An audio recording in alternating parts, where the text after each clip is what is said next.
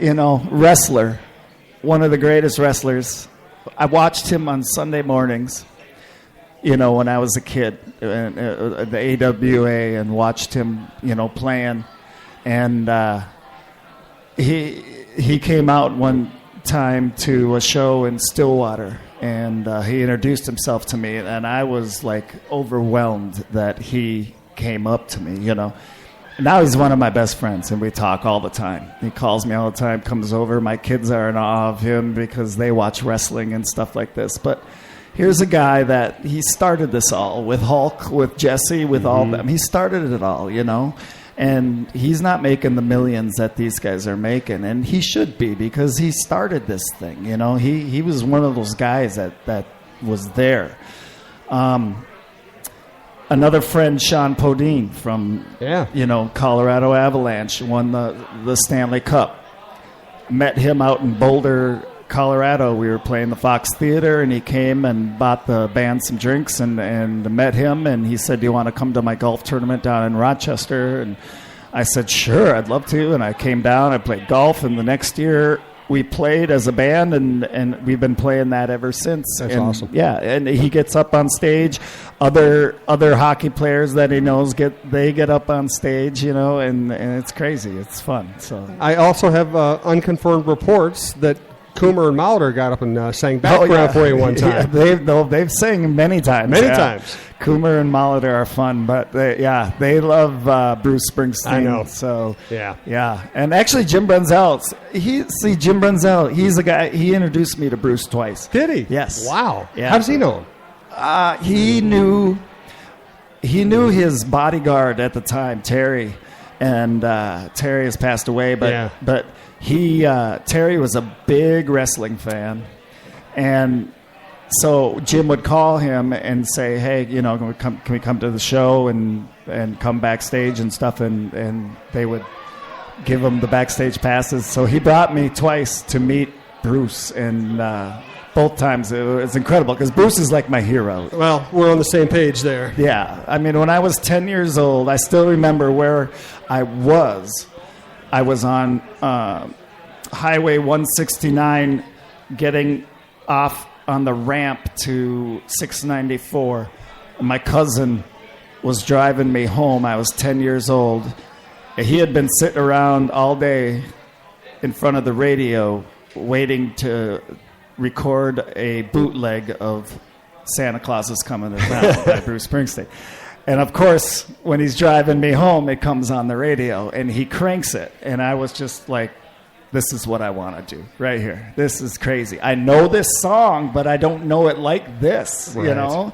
And that made me feel like, I want to do that, I want to have my own voice out there or whatever. So as I grew up, and I got to 14, I started playing guitar and I started writing, and it was easier for me to try and write a song for a girl or something than it was to go up and talk to people. It's like, hey, well, you can record this in your basement and I'll record this song for this girl and then we'll give it to her, and then so that's how So you were a shy geek just like me. I'm still shy. I'm still shy. I still get nervous. I still shake before shows. Definitely, but something, after 2 or 3 songs, you're into it and you get it and you're going, And that's another common denominator between music and sports too. I mean, all the great athletes I know get nervous. They feel like if they're not nervous, they're not prepared. Right. If they're not nervous, they don't care. They almost take pride in being nervous. Yeah, no, you have to. I mean, that's adrenaline, and that's what keeps you going. That adrenaline, and I mean. It's funny because when you watch a basketball game or something, you're always like, it's going to come down to the last 2 minutes. Oh, yeah. Yeah. But everyone's so nervous at the beginning, and you're like, no reason to be nervous. So I'm going to take one quick break from our conversation here just to wrap up some show business. We promised to give out a $50 gift card to the Cara Irish Pubs, the local Kieran's. And Steve Schiffman, at Shifty on Twitter, Steve Schiffman is the winner of the $50 gift card. Steve, if you're listening to this, send me an email at jsouhan@startribune.com. We will make sure we get you that gift card. I appreciate you retweeting. What was the moment where you realized you loved Bruce? The moment? Yeah. That was it. That was it. Okay. When I was 10. Okay. On the on ramp from 169 to 694. I don't know if that was like, that was it. I remember the spot where I was. My cousin was driving me home, and he cranked the radio right then, goes, "This is the song I've been waiting for all day." And it was, I mean, I can almost say all the words that Bruce does at the beginning of that song, you know. The pattern. All cold on down the beach, and the wind's whipping down the boardwalk. Hey, babe, you know what time of year it is? What? You know, I got it all down in my head, man. I mean, it's like that was when I knew I wanted to write and I wanted to sing. So I would stand in my bedroom with my boombox, you know, and I would play like the Who, and the Who was a big part of me coming up when I heard Pinball Wizard. I was like, what the heck is that? That's awesome. But I would just sing into my boombox as loud as I could and try and match that voice that was on the tape or whatever. And so that's when I knew I got to do this, you know. So that's great. You know, it's funny. I was an Air Force brat, moved around a lot. I moved to St. Louis my sophomore year in high school, and that was a bad time to move. You know, all the freshman relationships were already there. I'm kind of the new kid from Baltimore. I talked funny. Believe me, I talked even funnier then. And like the only people at the new school that would really hang out with me were kind of there were Wayne's World guys. They're the guys who sat in the basement with their guitars and played riffs and watched hockey and had mullets. Those are my guys, you know? Right. And of course, they all loved metal music. You know, Rush was the big band, but they liked 80s hair bands, you know? And I got into that. I would absolutely, because of peer pressure, I just listened to what my buddies listened to. That was fine. And I started playing guitar, but not anything good, just kind of your typical riffs. And then one day I'm in the backseat of my buddy's car. We're driving around on a Friday night, and I hear Born to Run. I'm like, what the hell is that? Yeah. Saxophone? You use saxophone and rock and roll? You mean you actually have lyrics that aren't about spaceships and stuff? Yeah. God damn, that's what I'm going to listen to. And then I did the typical Springsteen fanatic thing. Went back and bought his first 2 albums, memorized everything, tried to learn how to play them on guitar, and that was it for me. Yeah, I mean, and that was the same thing with me. I mean, I grew up, in the 80s, and the bands that after school, I'd go to my friend's house down in his basement where he had his drum set, and we would play. That's what we would do after school. We would go downstairs in a basement and play music, and it was Dokken, it was Poison, it was all this stuff. It's Scorpions, but a lot of it is like I couldn't sing it, and I it was really high voice stuff, and it's like I can't sing, but they keep forcing me because like you're the only guy that can stay in tune, so you gotta keep singing. But growing up, my dad, we would go every year. We would go down to Branson, Missouri. We'd go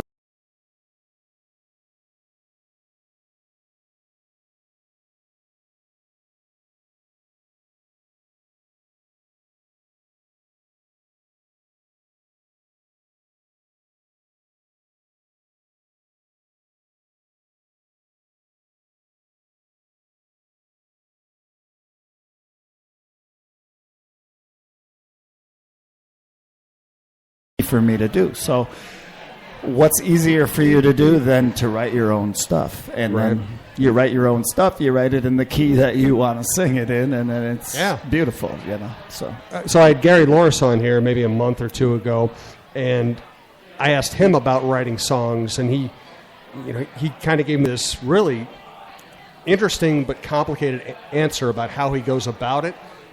Do you have a process, or does the stuff just come to you? Because I've tried to write songs, and I just can't do it. I end up crumpling up everything I've ever written and throwing it away. It's weird.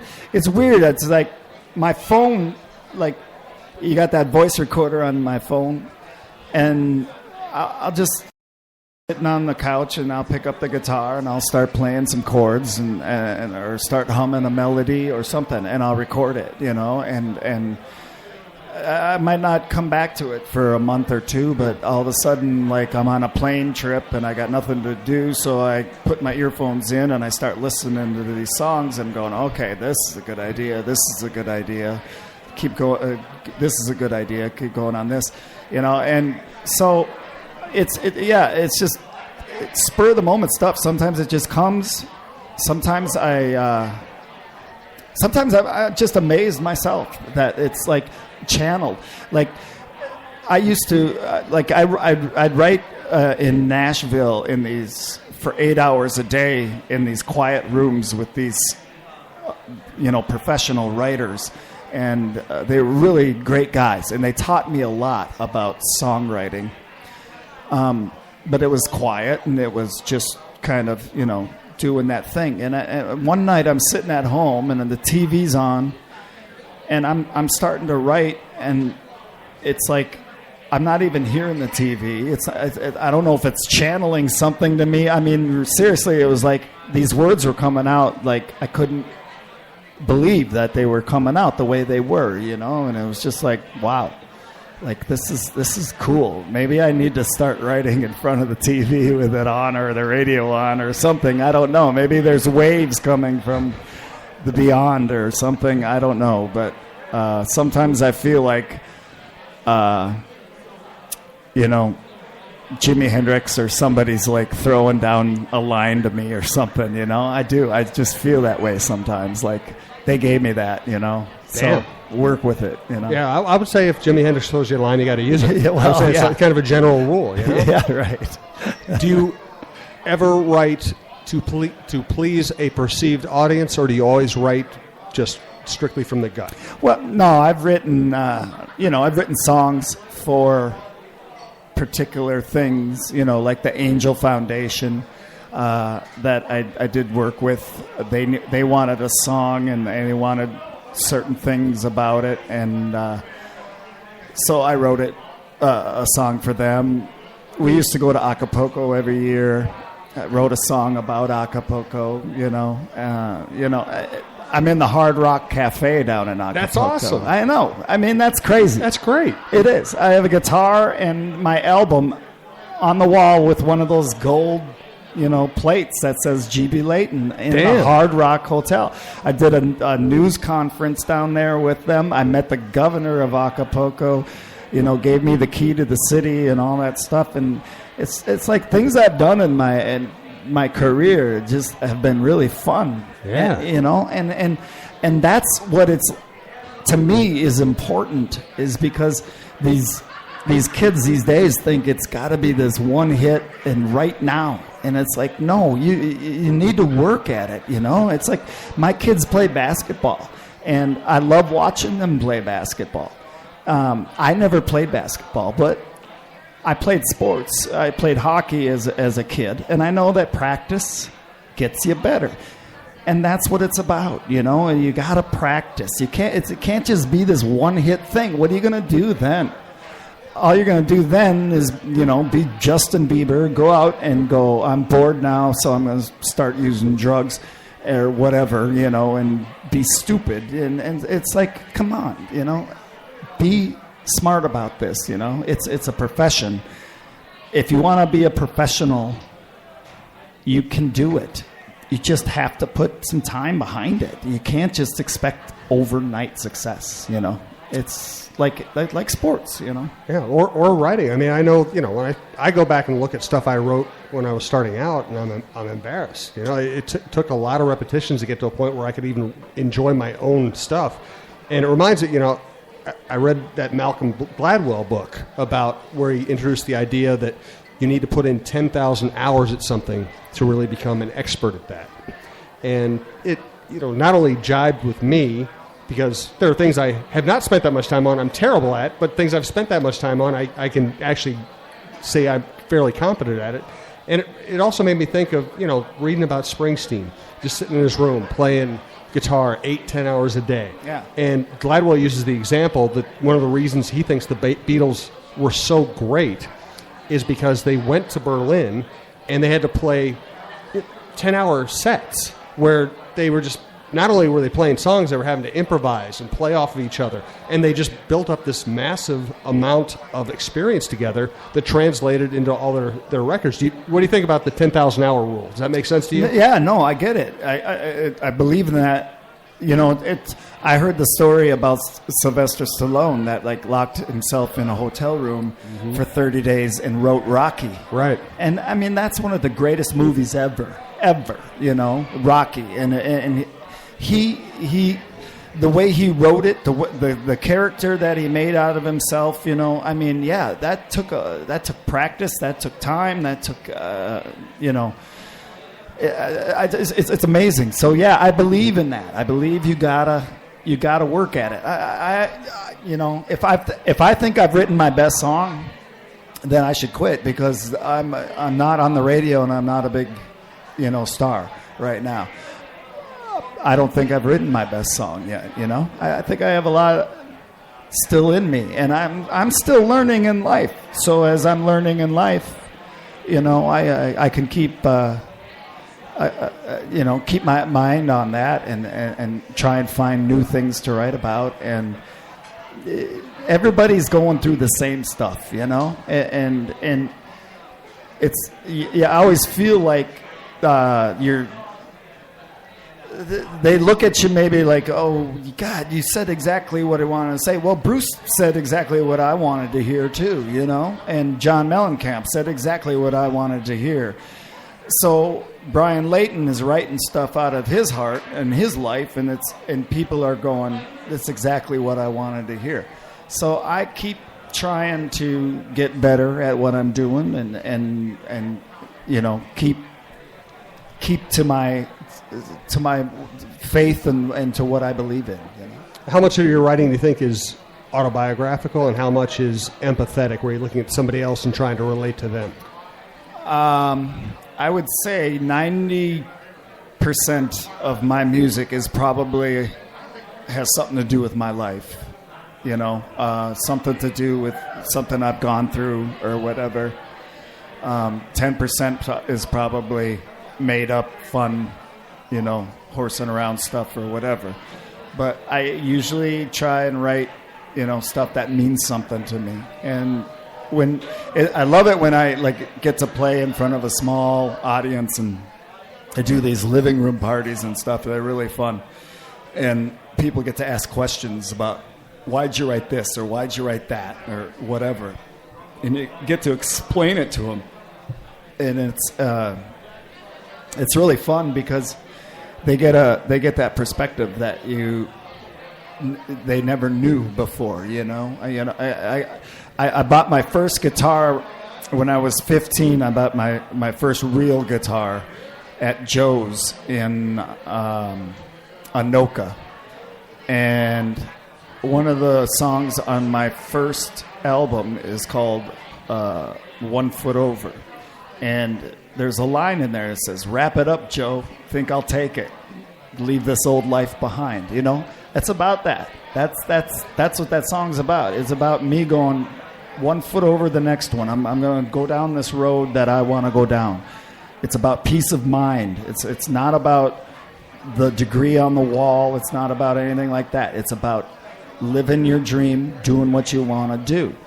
And when I tell people that, they're like, wow, you know, they just think it's a line in a song, but it's like, no, that is real. Wrap it up, Joe. Think I'll take it, you know? So it's fun. I like that. You talk about this being your profession and your only profession. I have a friend who's in a great band locally, and I know he has a second. I'm not going to mention his name because I've never asked him for permission to talk about it publicly, but I know he has a second business. And I think that's an indication that he needs to have a second business to kind of make it. How hard is it to just make it financially as a musician these days? It's hard. It's hard. I mean, it's a lot harder than it was. You know, I screwed up a long time ago, and I started my band on a salary, which I never should have done, and they got paid the same every 2 weeks, no matter what we played. In the summer, I raked it in. in the winter, I lost my ass. You know, so it's like I had to fix that. You know, but now it's like, you know, I guess when I was younger, I was smart, and I did like invest some money in some mutual funds that are keeping me afloat right now, because I'm not playing a lot right now. I haven't played a lot since October, but I'm getting a new band together. You know, start paying them nightly, and if I can pay them nightly, I mean, you know,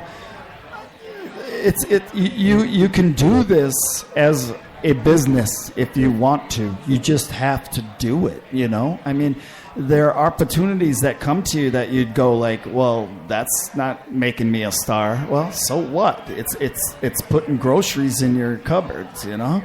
It's feeding your kids. It's putting gas in your car. So, but nowadays it's hard because it's like people don't want to go to the bars as much as they used to, you know? It's funny. I've noticed that. It's like live music doesn't really draw the way it used to.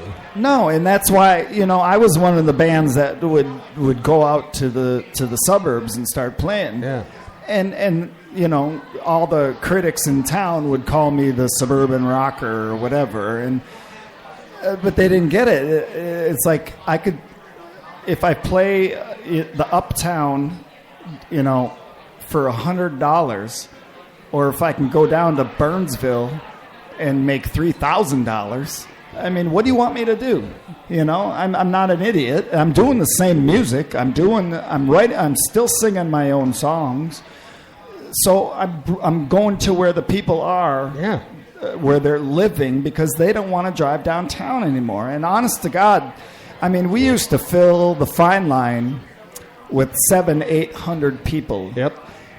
And at the end of the night, towards the end of that, I mean, we were scared to load our stuff out, you know, because it was like a gang down there. It was the North Side moving in, and they had no parking. You know, you had to walk to a parking ramp or something like that. And the people were just like, screw this, you know, and it's 0.08 now, and it's like, I'm not going downtown. I live in Burnsville. I'm not, you know, I live in Ramsey. I live in Apple Valley or whatever. So I said, fine, let's go down to where these people live. Mm-hmm. You're 5 miles from their house, 4 miles from their house. They'll come out. They'll come out and they'll have a blast, and they love it, you know. And so that's why I did that, you know. And it's not about them or me wanting them to come to where I am. It's me going to where they are, you know, and try and entertain them. Well, you know, I used to live in the suburbs. Not all suburban people are all that bad. Some of us are okay, and we like our rock and roll too. Yeah. You know? And you know what? You go to the suburbs.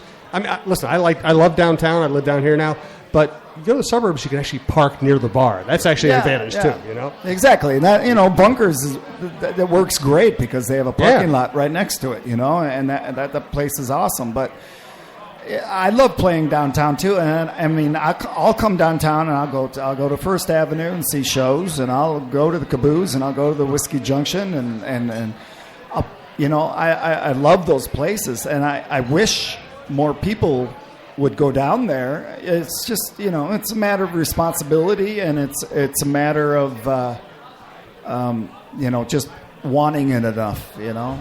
So absolutely. That's by the way, just in casual conversation, do you prefer GB or Brian? Brian, okay. Well, that's Brian. G.B. Leighton. I'm Jim Souhan. This is for the podcast, SOUHAN-UNFILTERED.com. We are live at Kieran's right now. Brian's going to play a few songs later. I want to get this segment of the show out of the way because later on I know you're going to play, and I'm not sure how long we're going to be on. I like to ask guests, especially first-time guests, kind of some just random questions, just kind of see where you are with some stuff. Give me your favorite movie. Favorite what? Movie.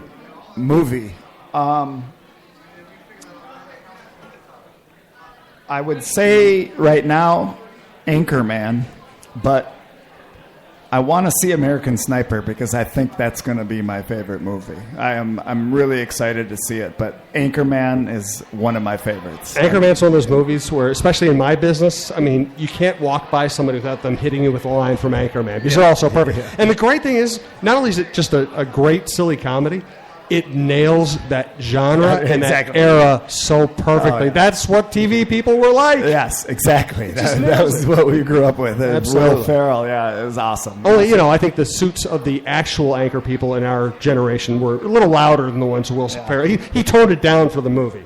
Yeah. Favorite TV show? Favorite TV show? Yeah, it's I love like cop shows or 48 Hours. I love the. My father was a Minneapolis policeman. Was it? Yeah, and my grandpa, his dad, was a Minneapolis fireman, and I was going to be a policeman, and my dad talked me out of it and said, no, if you're going to do something, be a fireman. And I was almost going to take the test to be a fireman, and then I kept going with my music or whatever. But I have respect for police and fire. I really do. And all this stuff that's going on right now with them and the protests, I get it. There are bad cops out there. There's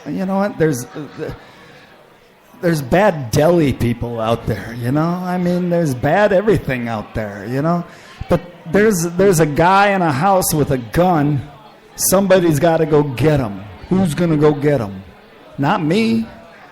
That cop is going to go get him, that's a scary job. I've gone on ride-alongs with my cousin, who is now a Minneapolis policeman. I have a cousin who's a St. Paul policeman. I have a cousin who's a Chicago policeman. And I respect what they do. They go through a lot, and for us to say that one bad egg is all of them is just crazy. It's kind of like that American Sniper movie. I want to see it so bad because I've watched his interviews on YouTube about him talking about does he feel bad about it or whatever, and he's like, I can't. It wasn't me. It came from above me. It comes to our president. Comes down to our president. Comes down to the senators, congressmen.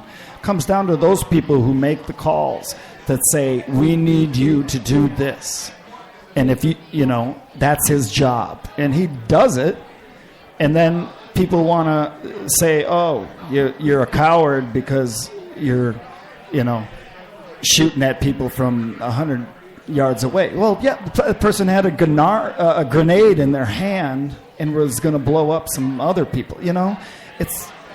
I think people need to step back sometimes and just not react so quickly. It's like in St. Louis, you want to make a protest about something or do something. By all means, burn your city down. What is that going to prove? Loot your stores. It's not going to prove anything. It's not going to do anything. If you want to do something, sit down and talk with people and vote. Go out and vote for people who want to do things to change things. That's what, to me. And it's not the policeman's fault, God, who wants to go after that guy in the street with a gun or whatever, I wouldn't. Why did your dad not want you to be a cop? Because of the danger or the lifestyle or what? No, I think it was the lifestyle. It's. I think it's political. It's not what you really see. It's not like Emergency 51. When we were growing up or whatever. It's diplomatic. It's political. It comes down to, my dad, his last few years before he retired were being a detective for hit and runs. So he was sitting in an office, and he had to call people and call people with their license plate numbers and this and that and ask them about their insurance and all this stuff, and it's like, to him, it was like, everyone thinks that cops are out there just gung ho all the time. No, they have to figure out stuff that happens that we don't even know about. It's a bureaucracy. Yeah, exactly. And so I think he didn't. I think he wanted me to have a better life than what he had. You know, I really do. I think I'm proud of my dad for being a policeman, and I think he's proud of himself and his nephews for being policemen too. But I think he looked at me and he wanted me to be, you know. It's funny. My father was in the Air Force, and he absolutely did not want me going into the military. Yeah. I think it's the same thing. It's not that he wasn't proud of his work. It's just he wanted me to be away from that. Exactly.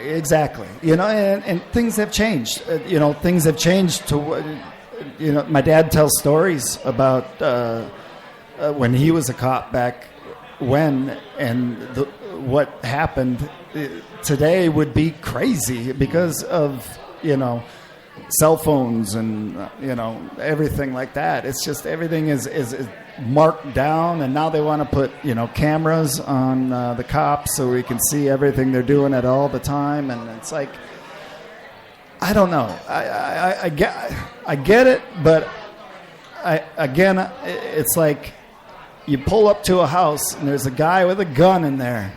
Somebody's got to go and get him. Who's gonna? Somebody's got to. And I'm sorry, if that guy's got a gun and your adrenaline is running through you and you tackle him and he's, wrestling with you and you somehow hurt him a little bit or something, it's like, come on, really? That shouldn't be there with a gun in the first place, So that's kind of why I really support police, fire, and our military. I will do anything for them. I've gone to Kuwait twice. I've gone to Iraq once. And, I played for our troops over there. And, I respect everything they do because it really is. It's a challenge, Favorite song as I go down my list here? Favorite song? Yeah. When you mentioned Born to Run, I think that was one of my favorites. Born to Run was like the song. Like when I realized who Bruce was, I bought that album and Born to Run. Yeah, I think Promised Land might be mine. Bruce, Born to Run was kind of the introduction, but I think Promised Land might be my favorite by Bruce. Favorite album? Favorite album? Oh man, let's see. I don't really listen to a lot of albums, but I would say something that will never, ever be bad in history is Back in Black by AC/DC. Yeah, it's hard to beat that. It is. I mean, seriously, that album will never grow old, ever. It's just one of those albums that you're like, oh my God, that sounds Isn't it the great thing about rock and roll, too, that such simple riffs can just be so timeless. Yes, exactly. It's the old saying, three chords and a bad attitude, whatever it is. Yeah. You can adapt it to whatever genre you want, but it's just great riff rock. Yeah, I was a huge AC/DC fan, and I got a great story about AC/DC. During the Who Made Who years, I was 15 years old. That was 1985, and they had this contest at a local teen dance club to come and act like Angus, to be on stage with Angus Young, because the whole video of Who Made Who was like 100 Anguses, and acting like him. So me and my friends, three of my friends, we go out to this dance club, and we're 3 of 5 that show up, and they need 10 people. So, of course, we're in because we're like dressed like Angus and we're ready to go, So we get our backstage passes and we get our tickets and we get to go backstage and talk to AC/DC before the show. And we were talking to Angus and to Malcolm and to Brian Johnson. The drummer was shaking. I wonder why. Yeah, he was nervous. He was nervous to meet you. That's what it was. Yeah, right. Brian Johnson's drinking straight vodka. Going, it's fucking soccer. Yeah. Angus Young's drinking tea, and my friends are bumming smokes off of Angus or whatever, and we're all taking pictures with him. And I was going to take a picture with him, and I'm like 1.5 feet taller than him. I'm like, hey, can I pick you up for the picture? And he's like, sure. So I pick him up in my arms, and I'm holding him, and Angus is going, in my arms. And I have that picture at home, and this bodyguard comes up to me after, and he's like, don't do that. And I'm like, I asked him if I could do it. It's not like I just grabbed him. I asked him. But we got to go on stage, and it was the first song, and we were all, acting like Angus. We had cardboard guitars, and we were doing the Angus moves, and he was rising out of this middle tube going, and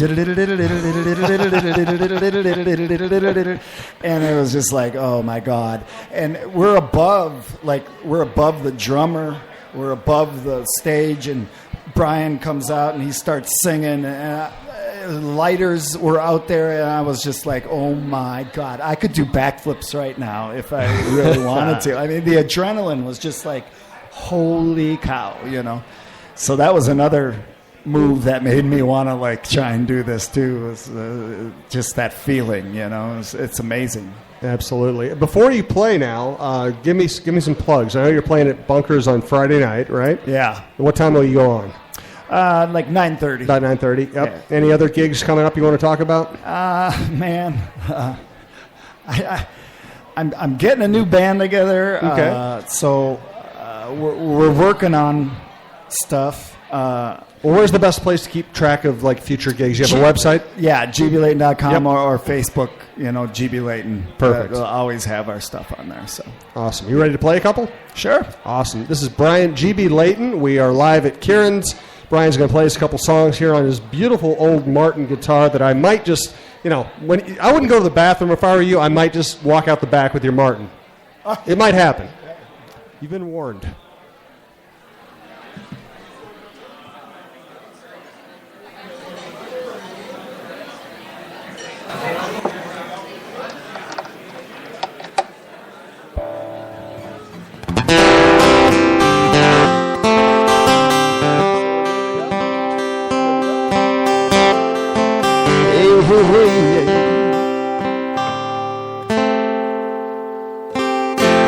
My eyes open and I start hoping that it's gonna be a beautiful day. You and me been waiting all week to get away. Well, I'll drive, baby, just get inside, baby, doesn't matter what we do. No, ain't nothing better than being together on a sunny afternoon with you. Oh, ain't nothing better than being together on a sunny afternoon with you.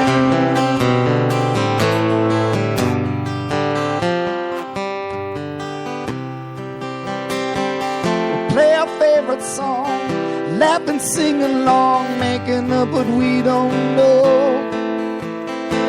We'll surf the wind with our hands hanging out the window. We'll pull over, baby, on the shoulder, baby, just to steal a kiss or two. Ain't nothing better than being together on a sunny afternoon with you.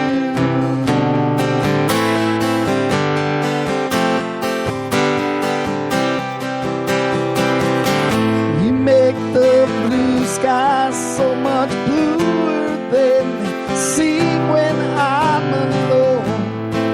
Yeah, the sun shines brighter when you're next to me.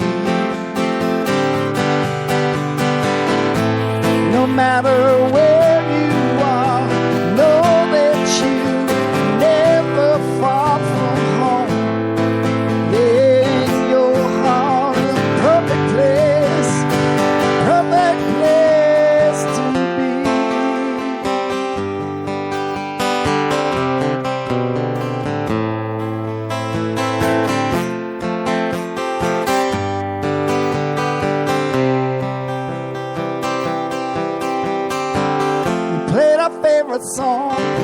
laughed and sang along, made up what we didn't know.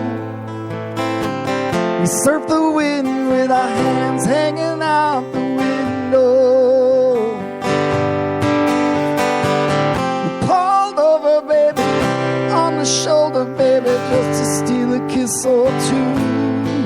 Yeah. Ain't nothing better than being together on a sunny afternoon with you.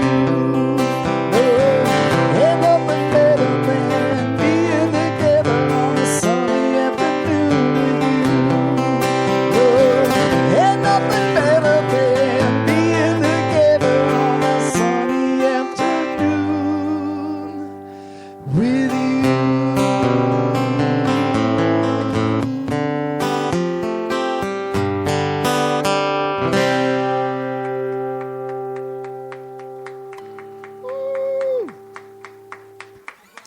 Thank you. All right. Let's see.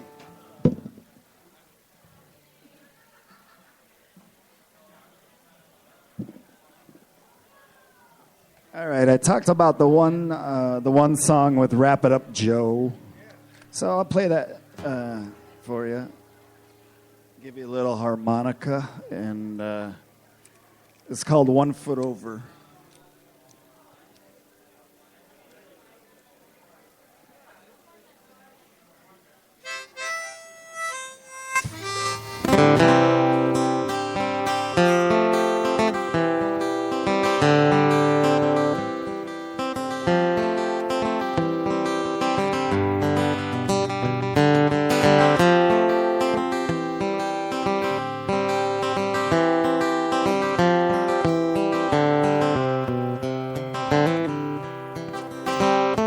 Sally Sue, Charlie and Billy too. Well, they all know where they're going. Got their paper from the U of wherever on the wall where it's showing. For me, I'm taking longer, less travel. See, I could make it one day. I just don't know what I should look for. Sometimes it's fun to hurt their way. Just go one foot over, next one, baby, till you reach your desire. One foot over, next one, baby, keep on walking. Yeah, line, walk on.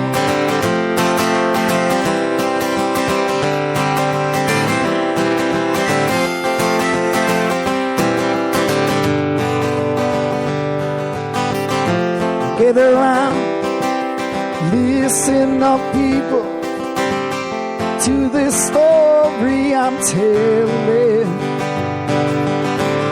I met a man on a highway to nowhere. He showed me all, he said, wrap it up, Joe, I think I'll take it. I'm gonna leave this old life behind. See, I'm searching for my only freedom. I guess you'd call peace of mind. That's right. Just go one foot over, next one, baby, till you reach your desire. Go one foot over, next one, baby, keep on walking. Yeah, line, walk on down that line.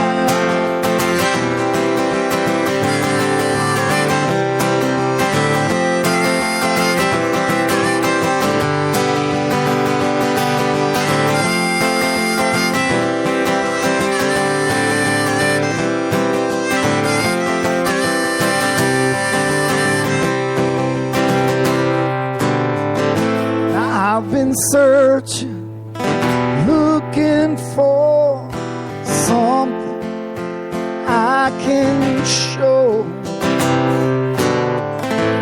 Maybe would I hold this special to someone I don't know.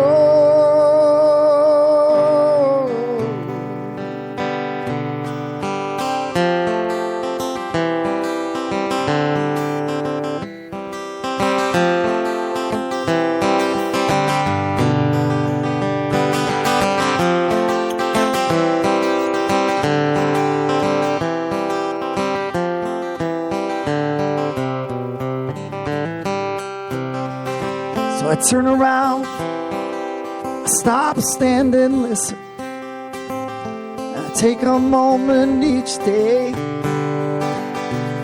and I think about all I've been blessed with. Life is fun every day. You just go one foot over, next one, baby, till you reach your desire. One foot over, next one, baby, keep on walking, stay alive. Just go one foot over.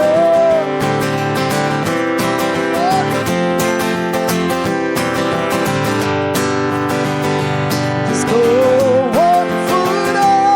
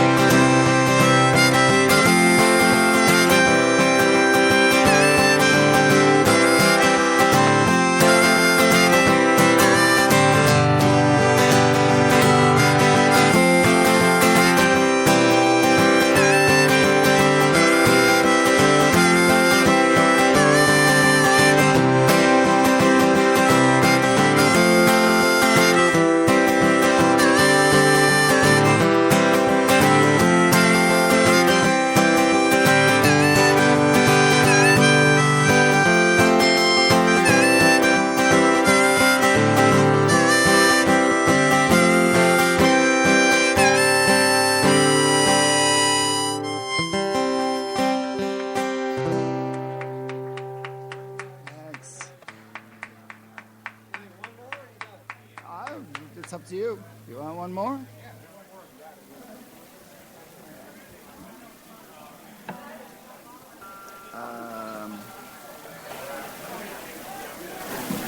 Yeah, okay.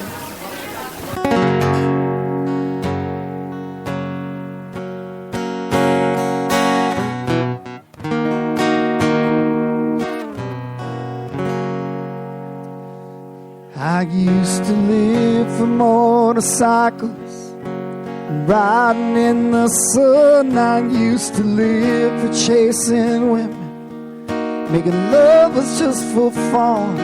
Used to live for Friday night lights. He loved that hometown crowd. And I used to live to go out drinking, shut all them bars down. I was a wild card without thinking.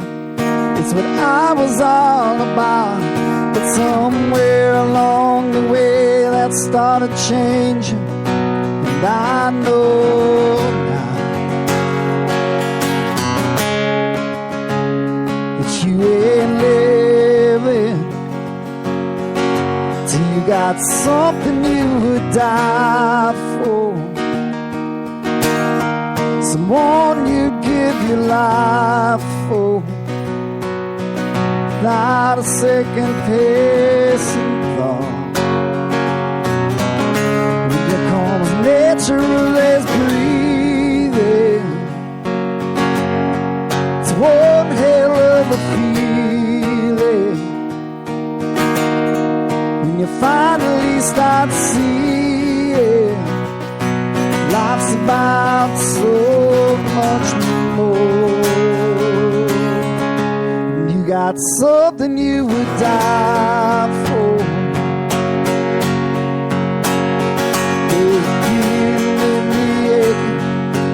feel the pain inside, and your heart is slowly breaking, but it makes you come alive, 'cause you realize for the first time that you got something you're afraid to lose. You know you ain't living,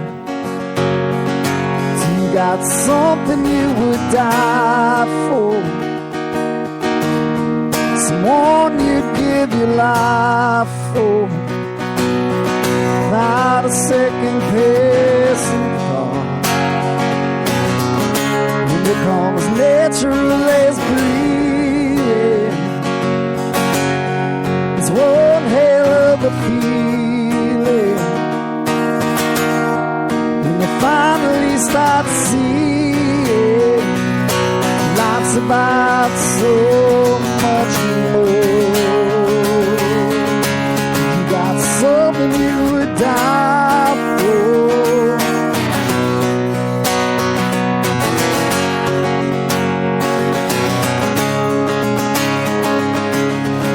When it comes natural as breathing, it's one hell of a feeling. When you finally start seeing life's about so much more. You got something you would die for. Something you would die for.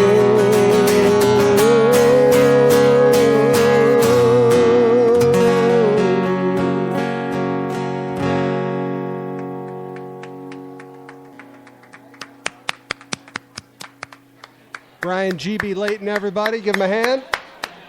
Thank you. Appreciate you doing that. Hop on over here and we'll finish the show. Whoa. That's why I like buying old guitars and beat-up guitars myself, and the first scratch doesn't hurt so much. It's all good. It's all good. I actually bought one of the road-worn Telecasters, and I hated the idea of buying a pre-stressed guitar, but it played great, and I love the idea that if I bang, it was on a klutz. First thing I knew I was going to do was bang it against a wall, and I knew it wouldn't matter. Yeah. I don't know. Well, and then, my guitar it's like, I've had guitar players that they're like, that's my baby. And it's like, you know what? I have kids at home. Those are my babies. If my guitar gets scratched or my guitar gets dented or hit or whatever, it's not my baby. No, you know what's funny? It's like people with their pets. Yeah. So often I find people who don't have kids think their pets are their kids. Yeah, right. And then they have kids, and then they realize the pets are just pets. The pets are pets. Exactly, yes. Listening to you sing brought up kind of one of my favorite topics in my mind, which is, and by the way, those who walked in late, that's Brian G.B Leighton playing a few songs. Solo acoustic here on SOUHAN-UNFILTERED.com. So listen to your voice. I mean, you got this great, powerful voice. Is that nature or nurture? Is that something you were born with, or is that something you had to build? It was something I was born with. Well, I mean, I was born with being able to sing in pitch, in key. Mm-hmm. I could hear when you're off or not on. I don't have perfect pitch or anything. I can't tell you what key anything is in or anything, but I can feel it when I'm in there. And some people just can't. Yeah, exactly. I know people who just absolutely have no chance. Right. But the strength comes from just, it's like any other muscle that you use, You use it 9 times in a row and it gets stronger, you know, and it keeps getting stronger. And if you stop using it, it gets a little weaker, and so got to build it up again or whatever. So, but it's, I was blessed to be able to know how to sing in tune. That's it, The rest came from learning how to relax my throat, kind of sing through your nasal passages. I mean, there are tricks you can do to help you relax and not strain your throat. I've heard so many singers that strain their throat, and I'm just like, oh my God, that's gotta hurt, you know. It's funny because I'm the singer for my little cover band that's going to start playing out here pretty soon, and my son is actually, he's a real musician. He's, you know, he sings opera, he sings Sinatra, Wow. he sings jazz. He's just phenomenal, and he's told me a lot. He's like, no, you got to do this. It's amazing how much goes into it. How many things it's easy to do wrong. Yeah, there are. You know, and it's funny. I took a few lessons when I was young. I went to Margaret Cox, mom, Nancy Cox. She's from Mamos Combo or whatever. But yeah. I went. And she had a voice place, and I went there just to see if I was singing okay, and my voice was all right. You know, and she taught me how to warm my voice up. And she taught me how to cool my voice down. And that was something I was like, what? Cool down? She's like, oh, yeah. When after a night of singing, you can cool your voice down. You can relax. You mean something other than beer? Yeah, you can relax your vocal cords again and let them rest, you know, instead of staying tense like they are. And so I learned some things, but for the most part, she's like, you're singing fine. You're good. You're not straining anything. So, yeah. This is usually a sports podcast, SOUHAN-UNFILTERED.com. So knowing you're a lifelong Minnesotan here, anything you want to get to in the world of sports before we sign off? You know, like I know you did the Twins song with FSN a few years back. Yeah, I get ridiculed for that all the time. That's but you know what? You do anything in public, somebody's going to ridicule you. That's just life. Exactly. You know, I did the Pizza Hut commercial, and you know, when I sang the anthem at the Vikings game, people were like, give me a pizza. You know, and it's like, oh, God, it's funny. But no, I am Minnesota sports through and through. I am Minnesota Vikings. I am Minnesota Twins. I am Minnesota Wild, and I am Timberwolves, you know. And it's weird because my kids, who are almost 14 and 10, you know, the way mass media is today, they know everybody. They know college players. I don't get it, you know, but they know everybody, so they have their favorite teams and stuff like that. But I am always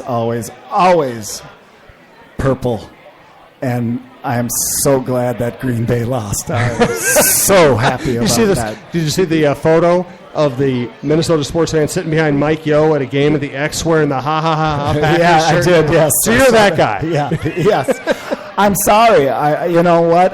There's a rivalry there, and I love playing. I go play Appleton, Wisconsin. There's great fans out there. That's a cool little town. Yeah, you know, and when I go out there, G.B is Green Bay, you know. it's Green Bay Leighton. Marketing's everything. Exactly. So, I mean, I love it, but I love the rivalry. But no, I am purple through and through. I am Minnesota Twins through and through. Minnesota Wild. We never should have got rid of the North Stars, but we did. But now the Minnesota Wild and, you know, the Timberwolves, yeah, they're struggling, but they're my home team, man. I'm never going to go for another team than my home team, Minnesota, ever. Well, you know, in my job, I have to be kind of the clear-eyed realist, which is a completely different experience than being a fan. As a fan, how do you deal with so much losing going on? Does it drive you crazy? Do you have hope? What's your reaction to it? It drives me crazy that, you know, that sometimes that we don't... I mean, there are cities like Denver that, for instance, where there's so much money in Denver, they want to win, and they want to put that money behind that, and this and that. But the thing, you know, about Minnesota is we're loyal to our people. You know, I mean, we've got Paul Molitor as our manager now, and that's awesome. And I love Paul, and he's a great guy. Well, you know, Paul got to sing backup behind you. I think you should get to help coach once in a while. Yeah, exactly. It's really fair. Yes, exactly. I fill up the Gatorade or something, you know. But this town is very artistic too. You know, we have a lot of theaters, and we have a lot of music venues, and we have a lot of that stuff. So the money thing sometimes is hard in this city because it's like, we want it for theater. No, we want it for a Super Bowl. And so I think there's like this pull, kind of a thing back and forth as to what we want to do with the money. But I wish our owners would open up and spend more money. I really do. I think that's what it takes. You got, if you want to win, you got to put the money in and get those players to win. You just can't do it without those LeBron James or. It stinks that Adrian Peterson couldn't play this year. He's awesome. He's an amazing athlete, and it just sucked to watch without him playing. But I do believe we do have the future quarterback. I do believe that we I agree with you. Yeah, I think Teddy's got it. Yes, I do too. And I think next year, when we put. When he's a little bit more thicker and a little bit more fit, and he's got it down a little bit more, I think we got the guy. I really do. I think he's the franchise now, so it'll be great. I'm looking forward to it. So Brian G.B. Leighton, you can find his work at gbleighton.com. Next gig Friday night at Bunkers. Yes. I appreciate you doing this. It's been a blast. You sound great. It's so cool, as you know, I'm in the sports world. The podcast is mostly going to deal with sports, but to get, great artists out here and hear you play live, there's something about that. And we were talking about it earlier. I don't think as many people today, at least younger people, appreciate live music. I love live music. There's something, the reality of it. Someone putting themselves on the line to entertain you, that will never... That's the best there is. I believe that too. You have to be able to show up. You can have the greatest hit in the world, but if you can't do it live, then why are you doing it?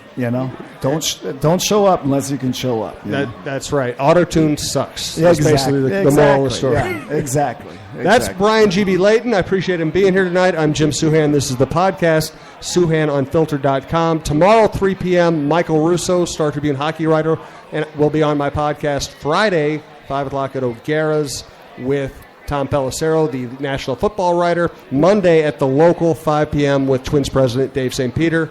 I appreciate you listening. Brian, any last thoughts? No. O'Gara's. I love Danny O'Gara. Thank you. Danny's a great guy. Chris is a great woman. She puts up with Danny. She's got no doubt. She is the strength behind that, yes.